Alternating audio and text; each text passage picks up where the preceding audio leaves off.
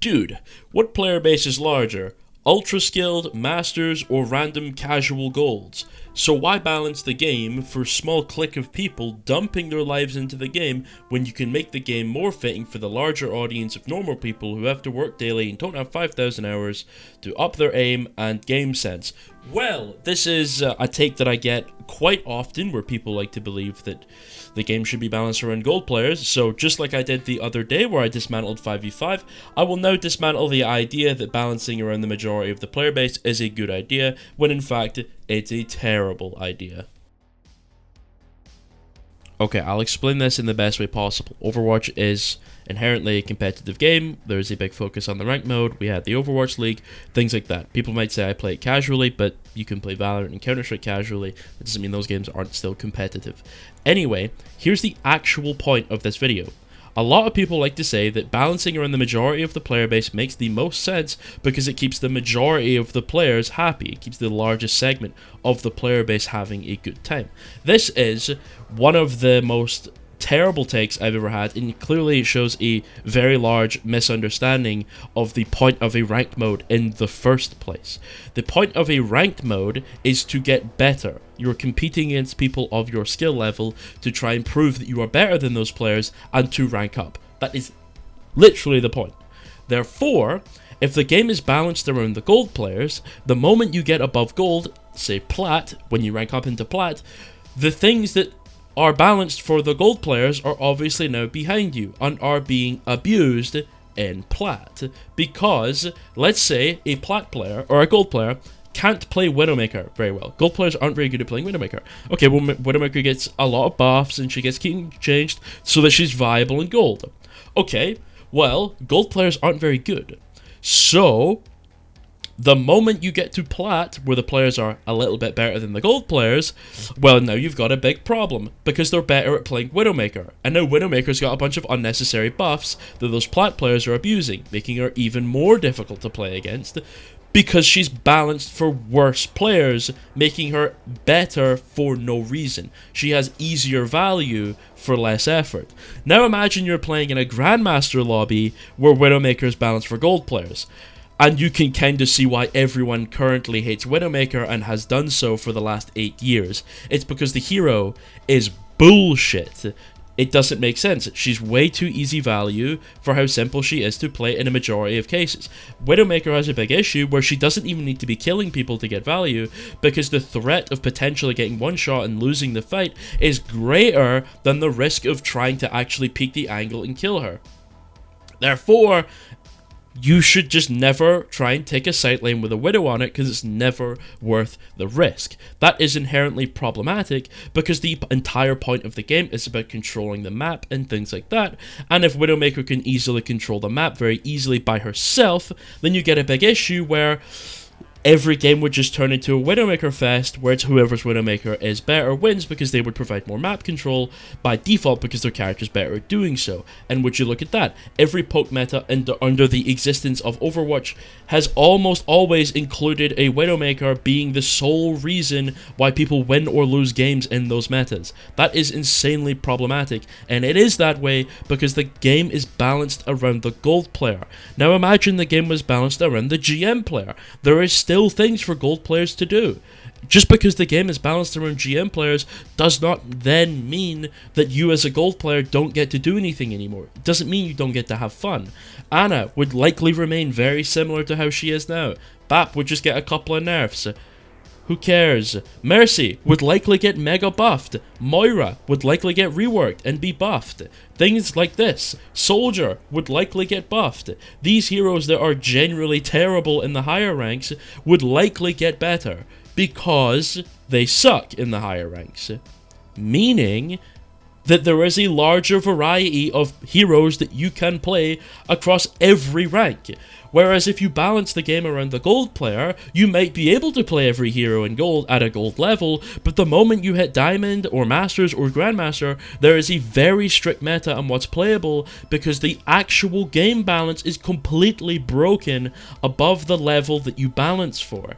Meaning, You would create a terrible game and make there be no incentive to actually play a ranked mode.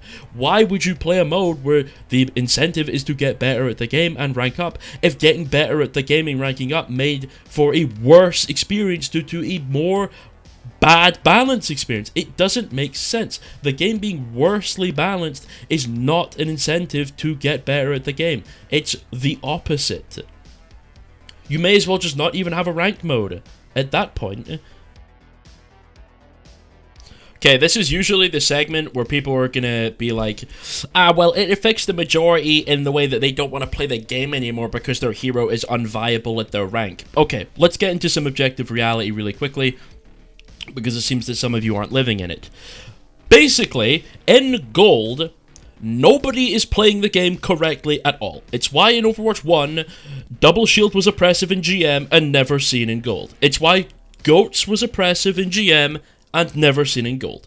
It's why hardcore poke metas were always super oppressive in GM, but were never played in Gold. It's because Gold players don't know how to play the game, which is fine. I'm not flaming people here. I'm not roasting anyone or anything. I'm not trying to offend anyone. Gold players generally are not that good at the game, because that's how a ranking system works.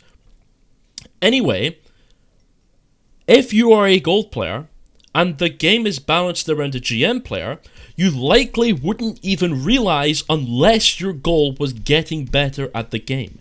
If your intentions were to get better, you would quickly notice that the improvements are fantastic. No longer is Moira laser beaming you across the entire map because Moira players are shit at the game. No longer is McCree Hinder just a free kill on anything it hits, so you can actually play Genji into it again. No longer is Lifeweaver just a fucking homing missile press button boring ass character and would have a ton of skill expression where you're able to solo carry the entire game on the hero if you're good enough. Your hero becomes viable. The bullshit heroes become more difficult to play, therefore they become more fun to play against because it is harder to full cheese someone. It only makes sense from a competitive perspective to balance the game around the better portion of the player base, because the better portion of the player base is what everyone is striving for in ranked. That's the point. So the people that say, yeah, but this would ruin the game for Gold players, don't understand how the game even works in the first place. How can it possibly ruin the game for you when you already play the game so wrong? And that's fine. I'm not saying that's a problem. Overwatch is a video game. Play it however you want. One trick your hero, don't one trick your hero. Have fun, don't have fun. Troll, don't troll. It doesn't matter. It's up to you. You can do what you want. But for the majority of the player base that take the game competitively, it only makes the most sense to balance around the place that they want to go. If the game is balanced around below where they want to go, then there is no point going past that point. So the majority of the player base that are competitively inclined would have an infinitely better experience because the bullshit heroes would be gotten rid of, the actual heroes that reward skill gain more solo carry potential, all the bullshit heroes are going to get general reworks, making them less annoying to play against, and more based on your actual skill. The format would change to 6v6 instead. The game can only get better from balancing around the top percentile. Now, some people are going to bring up a couple of things where back in Overwatch 1 during Goats meta, they super buffed Orisa and Reaper to try and get rid of Goats. And a lot of people will say, well, yeah, they were balancing Reaper around the top 1% of the time. They were trying to make Reaper viable in GM, which completely destroyed the game for Gold players. And yes, that is true. That did happen. But that was not because they suck at balancing. That was because they made an absolutely moronic decision where instead of nerfing the fact that Goats was insanely powerful, they tried to make an ultra counter to solo the entire Goats comp, which obviously would not work when Goats consisted of some of the most broken characters in the game. You were never going to turn Reaper into a solo Goats counter, so then buffing Reaper was a bad decision.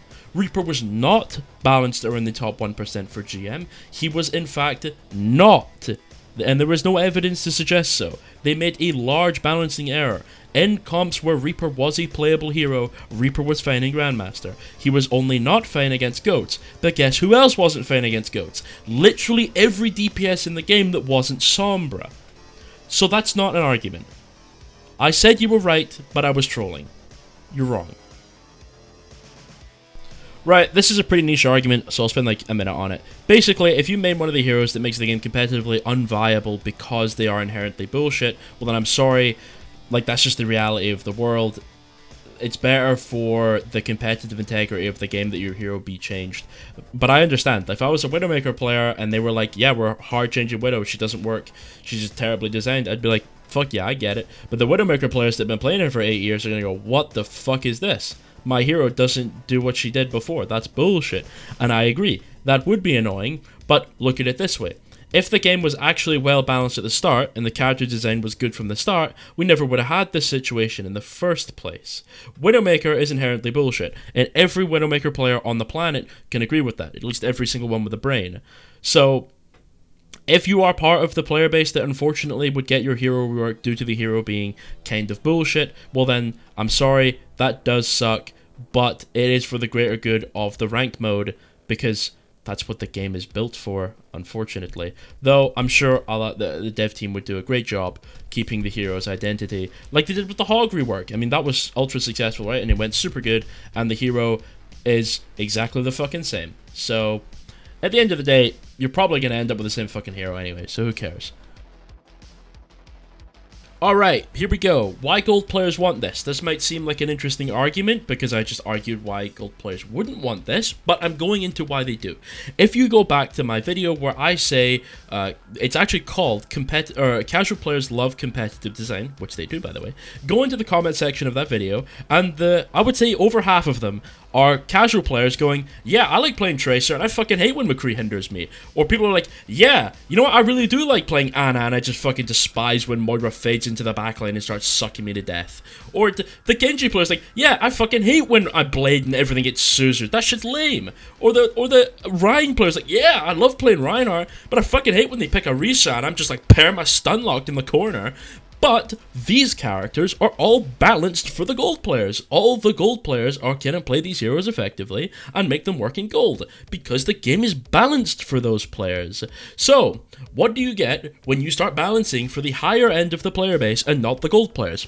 You get rid of the bullshit. You get rid of the shit that all of the casual players despise, meaning that the majority of the player base may disagree with me because they go, I'm not a GM player, therefore the game isn't balanced for me, therefore I don't want this because it's not for me, which is a interesting opinion, but it would obviously, you would tend to agree that way if you haven't thought about it. But if you think about it, it makes the most sense to balance for the top end of the player base, because it means that all of the best ways to play the game are already balanced around, meaning you're actually rewarded for doing those things instead of getting completely cheesed. Another example of this is the terrible hero design, like I brought up earlier. Casual players do not like casual design because it sucks to play against if you are not the ultra casual player doing said thing that is annoying. If you are not that Moira player, well, every fucking other player in that game hates that Moira